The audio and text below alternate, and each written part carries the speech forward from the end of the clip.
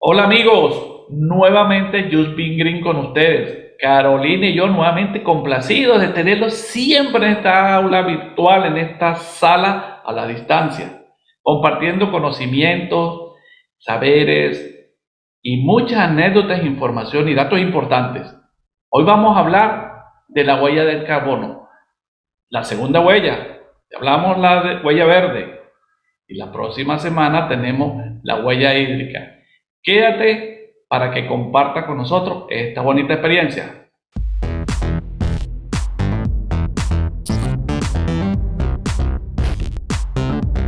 Bienvenidos a Just Being Green. Así es, Iván, vamos a hablar de otra huella muy importante que dejamos la humanidad sobre este planeta, que es la huella de carbono.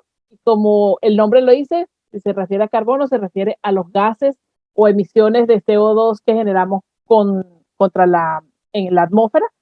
Pero antes de hablar de lo que es la huella de carbono en sí, hay unos conceptos que son importantes que conozcamos y que nos identifiquemos con ellos para poder entender la importancia de la huella de carbono. ¿Nos habla de esos conceptos, Iván, por favor?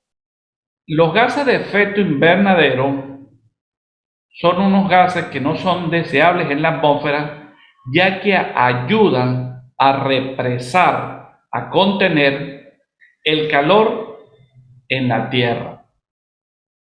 Todos sabemos que la principal fuente de energía para nosotros es el sol. Recibimos el sol, lo aprovechan las plantas, pero el sol no solamente incide en las plantas, sino en el suelo, en la tierra, en el agua, en las estructuras, en las carreteras, en todo. Ese calor es absorbido por esas estructuras, por esos elementos que nombré, y luego en la noche, cuando el sol ya no está, se irradia hacia la atmósfera el calor absorbido en forma de energía, emisiones, radiaciones. Entonces tenemos una situación, en el día calentamos y en la noche nos refrescamos. Pero si en la parte superior de la atmósfera hay algo que impida que ese calor rebote y salga nuevamente, entonces todos los días se va acumulando la temperatura, el calentamiento. Por eso el efecto de invernadero está claramente explicado. Nos mantenemos en la atmósfera con una temperatura que año a año se va incrementando producto de esos gases que se acumulan, que actúan como un escudo, que no permite que la radiación salga nuevamente para que el planeta vuelva a refrescarse.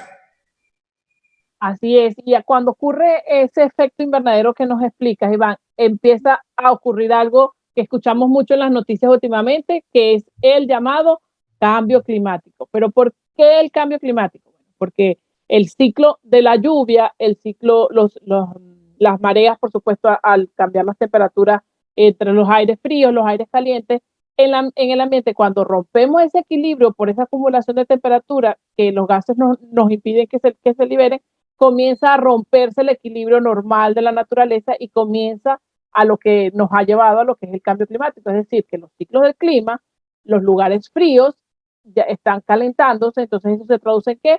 Que el hielo que está allí se empieza a deshielar, valga la palabra, y entonces aumenta el nivel del mar, y aumenta el nivel del mar, aumentan las inundaciones, entonces se cambia el ciclo del agua, los ciclos de lluvia naturales también, lo que son los huracanes, todo el ciclo del clima cambia y por supuesto toda la naturaleza, incluidos los seres humanos, nos vemos afectados por ello. Sí, en efecto, Carolina, al romper el equilibrio que, como siempre decimos, la naturaleza lo ha tenido por millones de años, estamos afectando con la actividad humana uno de esos parámetros, uno de esos factores, y por eso se ven los cambios climáticos y son evidentes las situaciones, lugares donde tiene años que no llueve, o lugares donde llovía poco y ahora hay tormentas, lugares donde eran fríos y ahora hay mucho calor.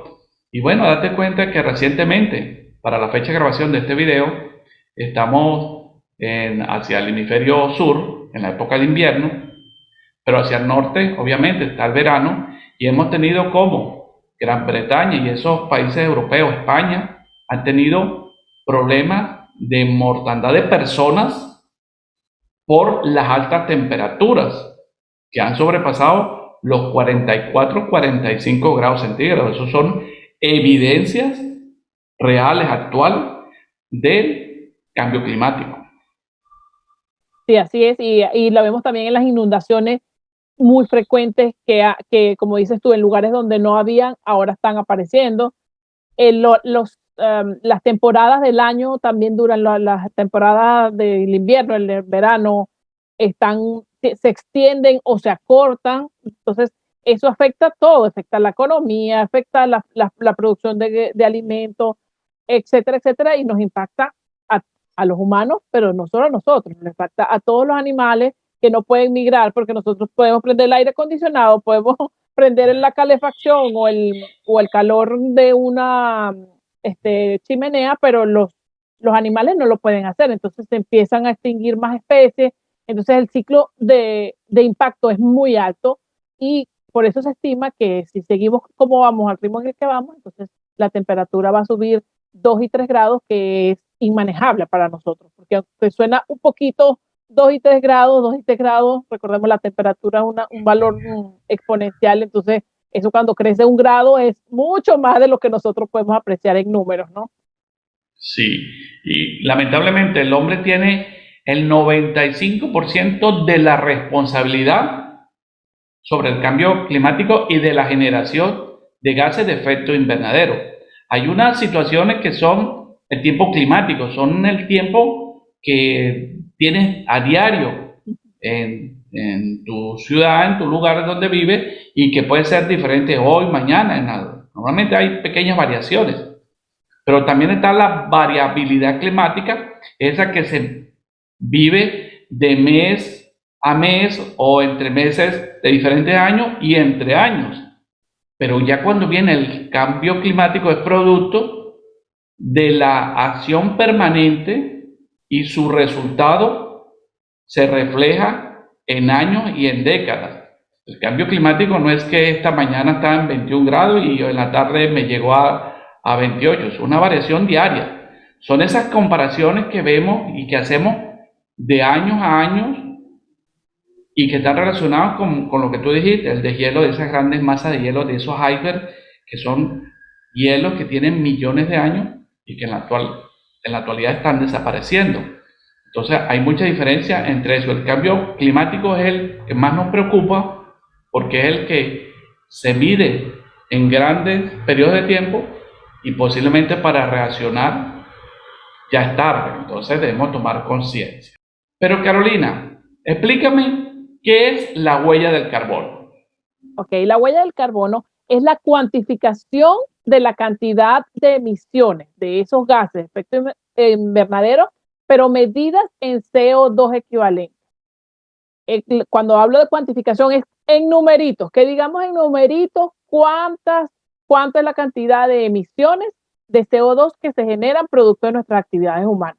¿Y qué es eso de CO2 equivalente? ¿Cuál es la diferencia? Bueno, el CO2 equivalente es la unidad que no incluye solo lo engendrado por el CO2 o dióxido de carbono, sino también por todos los gases de efecto invernadero. Pero digamos que producto de unas relaciones químicas entre un tipo de gases y el otro, se llevan todos al valor de CO2. O sea, como que si tuviese, aunque estamos mezclando peras, manzanas, cambures, yo lo llevo a la relación como si todo fuese manzana.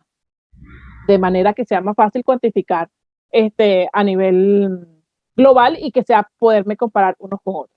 ¿Por qué el CO2? Porque el CO2 es el que más volumen generamos, es el que más volumen ya se encuentra en la atmósfera y el que más impacto en retención de la temperatura genera. ¿Y cuáles son las actividades que más generan CO2 o ese tipo de carbono equivalente? Bueno, las tres principales actividades que generan los gases de efecto invernadero en mayor cuantía son la quema de combustibles fósiles en todos los campos del planeta, la producción de ganado y la producción de bienes y servicios, que básicamente es por el consumo de electricidad, ¿no? No es directa, pero es indirecta y viene el mismo quema de combustible fósil. Bueno, y ahora que ya sabemos qué son los gases de efecto invernadero, qué es el cambio climático y la importancia de ello a través de medirlo con la huella de carbono, cuéntanos, Iván, qué oportunidades tenemos cuando medimos esa huella. La oportunidad de medir esa huella se relaciona con la identificación de los principales focos de emisiones de gases de efecto invernadero. Como tú siempre lo dices, si no lo identificas y no lo mides, pues ¿cómo lo controlas? ¿Okay? Ahí vamos a evaluar y identificar las oportunidades de reducción, porque ya sé cuáles son y las cuantifico. Pero también veo cuáles son los puntos débiles que tiene esa cadena de consumo y generación. También puedo mejorar la eficiencia de algunos sistemas que posiblemente ya tengan tiempo implementados y puedo medir si son eficientes o no. Y obviamente es muy importante porque esto contribuye a los objetivos del desarrollo sustentable. Recordemos, le vamos a dejar el enlace para que visiten la serie que hicimos sobre este tema. Y recordemos que en la Agenda 2030 están contemplados varios objetivos. Específicamente con este objetivo de la huella de carbono tenemos dos, el objetivo número 7 y el número 13. El objetivo número 7 es la generación de energía asequible y no contaminante, y el objetivo número 13, la acción por el clima. Sí, definitivamente, como le hemos comentado antes y como lo pueden volver a ver en los videos, tanto en la serie de objetivos de la Agenda 2030 y todo el material que tienen en nuestro canal, todo lo que podamos hacer que contribuya al desarrollo sustentable va a sumar a su vez a la Agenda 2030. Entonces, bueno, ya tenemos la información básica, los conceptos. Ahora, ¿cómo calculo la huella verde? Porque ya hemos dicho que es una cuantificación, o sea, hay que sacar cuenta. Entonces, tenemos varias formas de hacerlo. Y va a depender de cuál es el objetivo o la actividad que yo quiero medir. En eso somos. Y en la corporativa tenemos el protocolo GHG y las normas ISO 14064 y 14069, que son de la línea de las normas ISO 14000 de las ambientales. En la de producto tenemos la PAS 2000, tenemos otra de nombre del grupo de las ISO, perdón, que es la ISO 14067, y tenemos la Bilan Carbón, que son básicamente las metodologías principales. Y cuando queremos hacerlo para un evento específico o para en un punto del tiempo medir la huella de carbono de una persona, ¿verdad? Usamos el protocolo GHG. Pero además de conocer el protocolo, debemos saber como las etapas que debo cumplir, porque no es nada más decir, voy a medirlo y hay ciertos pasos que debemos seguir. ¿Nos ayudas con eso, Iván, a ver cuáles son estas etapas que debemos seguir? Claro, claro. Establecer la metodología, en primer lugar, según lo que corresponda, que lo acabas de nombrar. Establecer el alcance y el año base, es decir, cuándo comienzo a hacer la medición, cuál va a ser mi punto de referencia para medir incrementos o disminuciones. Ok, el siguiente paso dentro de la metodología es el cálculo propiamente de la huella, aplicando algunas metodologías, que ya vamos a hablar de ello, y luego la reducción y compensación. ¿Cómo puedo reducir? Cuando se pueda, normalmente se puede, pero también cómo puedo compensar, que es así como que otra alternativa que también tengo. Relacionado con la metodología y las etapas de cálculo, se han definido algunos protocolos de medición de la huella de carbono. Hay varios protocolos, son diferentes. ¿Me puedes hablar del que estamos presentando hoy?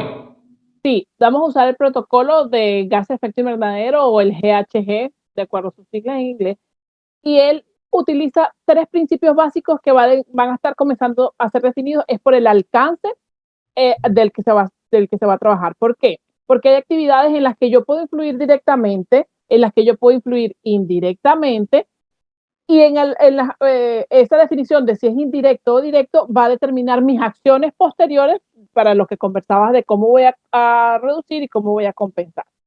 Entonces, y también del estadio, si yo lo voy a hacer desde mi corporación, recordemos que cuando somos una empresa, una corporación, tenemos responsabilidad interna, pero externa, y esa externa incluye los proveedores, la comunidad y por ejemplo, la junta directiva, etcétera, etcétera. Entonces, pero cuando yo soy un individuo, yo puedo ser responsable de mi actuar, pero también puedo impactar a mi familia, a mis vecinos y así sucesivamente, ¿no? Entonces, por eso es la importancia de medir en qué cosas yo puedo, pero yo puedo influir en, por ejemplo, si uso vehículo automotor o uso una bicicleta, pero yo no puedo influir que el vehículo en el que yo me traslade de la ciudad, por ejemplo, el autobús o el metro, o el metro o cualquier otro de los que yo utilice, usen gasolina o usen electricidad. Eso no está en mis manos, pero sí está en que yo escoja uno u otro, ¿no? O sea, bueno, primero debemos definir alcance. Si usamos el alcance 1, o sea, y disculpen, hay 3 alcances, que es uno. El alcance 1 es la de emisiones directas. Es todas las emisiones directas que directamente pueden generar o reducir o eliminar las empresas y si son y la fuente en la que la genera. Tenemos el alcance 2 o emisiones por compra de energía. Este, por ejemplo, es que yo no genero mi energía, por ejemplo, sino que la subcontrato. Entonces, cuando subcontrato eso lo hacemos todos en nuestras casas, subcontratamos energía o la mayoría de nosotros. Y entonces, yo estoy generando emisiones por consecuencia o indirectamente, ¿verdad? Y la alcance 3 es las que son completamente indirectas, que por ejemplo, yo consumo carne. Si mi familia consume carne, las emisiones generadas por la producción de ganado, entonces esas emisiones que genera la industria en un porcentaje me atacan a mí, ¿verdad? Porque esa industria existe porque yo quiero comer carne, ¿entiendes? Entonces, una es directamente, la segunda es indirecta, pero para proveerme específicamente de energía, y la tercera es indirecta por el tipo de mis actividades propias del consumo, pues, o sea, del tipo de calidad de vida que yo llevo, del tipo de mis prácticas de consumo, ¿no? Sí, pero lo que es indiscutible, independientemente del alcance 1, 2 y 3, es que siempre las vamos a generar. O sea, eso es una relación directa. Sí. Cuando yo tengo mayor responsabilidad o participación o cuando indirectamente, pero siempre entonces en todas las actividades, al igual que en la huella verde, en todas las actividades directas o indirectamente, yo genero GI, gases de efecto invernadero. Así es. Eso refuerza lo que tú decías. El 95% no es de regalo, el 95% es porque nuestras actividades humanas no generan ese impacto sobre la afectación en lo que es la generación de gases de efecto Sí, invernadero. está bien. Carolina, ahora, bueno, ya como que identificamos, sabemos lo que es, sabemos los diferentes tipos de gases, sabemos que tres formas donde se genera o tenemos cierta responsabilidad, pero ahora ¿cómo lo calculo? Porque tengo que saber cuánto yo contamino al ambiente. ¿Cómo lo Ah, calculo, Carolina? así es. Es una fórmula muy simple, entre comillas, porque para nosotros ya al verla ya es simple, es multiplicar la actividad que yo estoy midiendo por un factor de emisión que está estandarizado. Eso ha sido un proceso desde la generación o la creación de la huella de carbono, así como la huella verde de los años 90, un poquito después comenzó la huella de carbono, que vino desde digamos que el nacimiento tal vez no fue tan loable, fue más una cuestión de marketing. Lo que pasa es que la huella de carbono nació de las empresas petroleras, fundamentalmente de la BP de los Sí. Estados Unidos. Entonces, digamos que va a buscar una manera de mostrar que ya estaban trabajando por mejorar el medio ambiente, pero su idea se extendió y ya es una manera fácil de medir cuál es nuestro impacto, ¿no? Entonces, bueno, ese factor de emisión se ha hecho a lo largo del tiempo calculando por actividad. Por ejemplo, si yo voy a medir el factor de emisión de una producción de ganado, entonces yo veo desde el momento, yo calculo cuánto genera el proceso materia prima, cuánto genera el del transporte interno, cuánto genera la producción del ganado ellos mientras están vivos, luego el proceso de beneficio, luego la energía que consume la granja que las mantiene, luego la que consume el área del beneficiadero o el matadero, luego entonces el empacado, luego, y así, por eso lo que tú decías es tan importante establecer el mapa de procesos, porque como son actividades tan diferentes, entonces es bien importante saber cómo poderlo hacer. Y bueno, eso calculamos un factor que se mide, al final se suma y se multiplica. Por ejemplo, yo consumo tanta carne al año, entonces eso lo calculo. De hecho, para hacerlo más simple, se han creado muchas calculadoras para individuos y hay metodologías propias para las empresas como tal. Aquí una vez más pues vemos que ya se han hecho tantas investigaciones que han permitido pues estandarizar y crear factores. Y ya, por ejemplo, la actividad agrícola de la operación de tractores de un motor a combustión con un combustible fósil, y ya ahí se crea un estándar. Entonces, mientras más científicamente trabajemos en todo esto y en cada una de esas etapas de los procesos productivos, primario, secundario, terciario, y con la identificación si yo estoy involucrado directamente o indirectamente, entonces puedo, como dices tú, hacer un cálculo más preciso y mucho más fácil porque tengo los estándares que seguramente están ya establecidos en algunas metodologías y que están disponibles para cualquier usuario. Carolina, ya lo calculamos, tenemos un valor. ¿Y para qué nos sirve ese valor? Nos sirve fundamentalmente para establecer o gestionar estrategias que nos permitan reducirlo. Es decir, enfocado a los focos de emisión, entonces en función de esos focos de emisión establezco planes de mejora y de reducción y al final de compensación, que ya le vamos a hablar un poquito más de eso, pero básicamente debo comenzar por reducir. Sí, pero también nos permite para comparar áreas del mismo rubro. No es igual la producción ganadera en Europa o en Latinoamérica. Las tecnologías son diferentes, la modernización es diferente y eso nos permite comparar áreas del mismo rubro en diferentes lugares, ¿no? Así es. Y también nos permite evaluar el impacto ambiental que nuestra actividad humana genera en el cambio climático. Ese es, digamos, el fin último del proceso, ¿no? De la huella de carbono como tal. Muy bien, Carolina. ¿Y qué podemos hacer sin saber ese dato, ese número, ese cálculo? ¿Qué podemos hacer nosotros para disminuir nuestra huella de carbono? Bueno, si sabemos que todo se produce por la generación de emisiones, comencemos por reducir el consumo de energía eléctrica. La mayoría de la energía eléctrica en el mundo es de origen fósil. Lo otro que podemos hacer es tener ambientes climatizados e iluminados aprovechando la luz del sol. Sí, otro es también usar transporte sostenible, que no consuma tanto combustible. Podríamos usar bicicleta o cambiar nuestro comportamiento cuando usamos el transporte público. Otro es el consumo responsable, ya lo hemos hablado en nuestros anteriores videos. Hemos hablado del consumo de materiales que se han hecho con reciclaje y que se puedan reciclar y reusar, que tengan poco embalaje. Entonces eso obviamente ayuda. Asimismo, el uso de energías sostenibles o sustentables, renovables, la luz del sol, la eólica, todas las que podamos contribuir. Aplicar las 3R, reutilizar, reciclar y reducir en la fuente. Y otro muy importante es conservar y potenciar los sumideros forestales. Esos son sencillamente los grandes bosques, las grandes masas boscosas. Recordemos que ellos en el proceso de fotosíntesis absorben el CO2 atmosférico, fijan el carbono y liberan el oxígeno. Hay que masificar la reforestación y el cuidado de las áreas verdes, parques nacionales, en fin, conservemos esos gigantes verdes. Los invitamos a que vean un video, les vamos a dejar el enlace, donde hablamos de estos grandes gigantes. Ok, pero ¿qué más podemos hacer? Aquí les presentamos un pequeño resumen como una manera que podemos identificar esas emisiones que nosotros hacemos.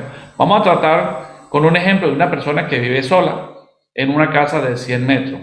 Genera 0,19 toneladas de CO2, pero que también come carne todos los días. Equivale a 5,47 toneladas de CO2 equivalente. Y se transporta en autobús. Genera 0,21 toneladas de CO2 equivalente. Y toma un vuelo al año, 0,05 toneladas de CO2 equivalente en la generación. En total, una persona genera 5,92 toneladas de CO2 equivalente, lo cual equivale a 20 árboles. El mismo ejemplo, Carolina, se puede aplicar para las empresas. Asimismo, y eso puede ser la base para crear tus planes de reforestación. Si ya tú tienes medido, por ejemplo, en una empresa, y yo sé que genero 1000 toneladas al año, poniendo un número aleatorio redondo, entonces yo transformo en eso, en cuántos árboles debo sembrar, y entonces establezco mi plan de reforestación, sea interno o externo. Y entonces así contribuimos todos a cómo podemos ayudar por medio de la reforestación, como explicaste, de recuperar y la importancia de los árboles en el ciclo de CO2, cómo podemos recuperar y contribuir a minimizar el impacto de los gases de efecto invernadero. Y esas reforestaciones no solamente son en espacios abiertos, en las ciudades también. Hay lugares donde la reforestación se hace en las vías públicas, en pequeños parques. Entonces todo eso suma y cada uno de nosotros puede plantar y cuidar un árbol. Eso es algo de un legado que tú tienes que dejar para las generaciones futuras. Ok, Carolina, pero ¿cómo podemos nosotros hacer para compensar las emisiones de CO2? Bueno, finalmente cuando ya nosotros hemos medido, cuantificado, definido que vamos a reducir, hemos reducido, hay algunas emisiones que no podemos eliminar por nuestro proceso productivo y que al final del momento podemos compensar. ¿Y qué es la compensación? La compensación se basa en la aportación voluntaria de una cantidad económica que le llaman créditos de carbono, proporcional a esas toneladas de CO2 que yo estoy generando, ¿verdad? Y que no he podido reducir para un periodo de tiempo determinado. Por ejemplo, yo establezco dentro de mi organización en función de lo que yo genero, 1000 toneladas, como habíamos comentado antes, por ejemplo. Y yo hice un plan y mi plan me redujo máximo a 200 toneladas. Esas 200 toneladas en este año, por supuesto, porque se hace por periodo de tiempo. Recordemos que el proceso es continuo y no es que yo generé 2000 y ya quedé toda la vida con 2000, ¿no? Sino que va cambiando y al mejorar las tecnologías también va mejorando. Entonces, esas 200, ¿qué hago? Yo compro créditos de carbono para que esas 200 en un país que no necesariamente es el mío, en un proyecto que yo subsidio a través de esos créditos, se desarrolla una tecnología que corrige esas 200 toneladas. Por ejemplo, yo tengo mis 200 y yo estoy en Estados Unidos y no puedo reducirlo, no tengo un espacio aquí, pero hay una empresa en Argentina que está desarrollando un parque forestal de una especie X que entonces necesita para producirse son 10.000 hectáreas y necesita un aporte de N cantidad de dinero que se equivale a tantos toneladas de carbono que él va a recuperar. Entonces yo financio este proyecto y entonces yo compenso. Esa es la compensación. Bueno, entonces de esta manera, ese proyecto que yo subsaneo interna o externamente, entonces compensa las emisiones. Pero el principio fundamental es que yo logre esa compensación al final de que ya yo hice todo lo que estaba en mis manos para reducir. Lo que ha ocurrido un poco a nivel industrial es que voy primero y compro los créditos de carbono en otros países y no trabajo en mi reducción. Entonces, ahí no estamos haciendo mayor. No es que no es que no logremos compensar, pero no se está logrando el fin último, y es que logremos procesos económicos y tecnológicos. Sí, Carolina, pero esto es un arma de doble filo porque alguien puede seguir, una empresa en un país puede seguir destruyendo el hábitat, contaminando, pero invierto a miles de kilómetros. Tú hiciste el ejemplo. Es en Estados Unidos, pero la inversión la hago en Argentina. Sí, Si bien es cierto, el efecto del ambiente es global, pero quizás es un arma de doble filo porque hay que verificar eso, porque destruyo todo lo mío e invierto en otro país. sí. Y quizás no hay ahí algo, hay Y algo no, que yo creo que hay que observar y revisar. sí, y lo que desafortunadamente contribuye a esa línea no muy clara de una cosa u otra es que no hay legislaciones establecidas, rígidas y consensuadas entre todas las partes o a nivel global cómo medir eso. Eso es un compromiso voluntario. Pero ahí es como tú dices, un arma de doble filo que hay que sortear, pero es una opción si tú tienes un buen sistema de gestión y de verdad ya no lo puedes compensar, porque tampoco el objetivo final es destruir un proceso productivo, sino es modificarlo de manera que pueda ser sustentable. Igual, como siempre decimos, todo suma, todo va en Todo beneficio del ambiente, obviamente. Así es. Bueno, Llegó el llegamos al momento que no final. nos gusta, ¿sí? Bueno, pero entonces antes de despedirnos de nuestra apreciada audiencia, les recordamos algo que es muy importante, que se suscriban a nuestro canal, Le den a las campanitas de notificaciones que nos premien con su like. y por favor no olviden compartir. Nos vemos. Bye. Chao.